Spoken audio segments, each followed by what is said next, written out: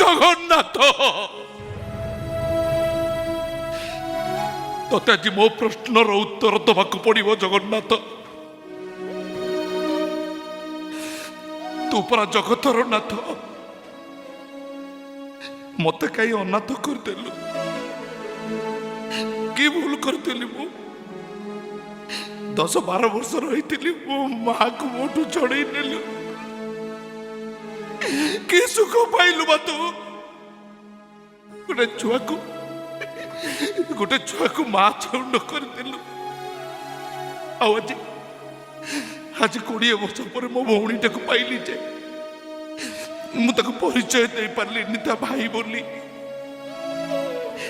ତମେ ତ ତମ ଭଉଣୀକି ଧରି ରତ୍ନ ସିଂହାସନ ଉପରେ ବହୁତ ଖୁସିରେ ବସିଛ।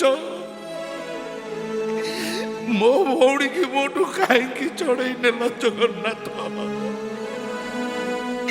କାହିଁକି ମୋ ଭଉଣୀକି ମୋଠୁ ଛଡେଇ ନେଲ?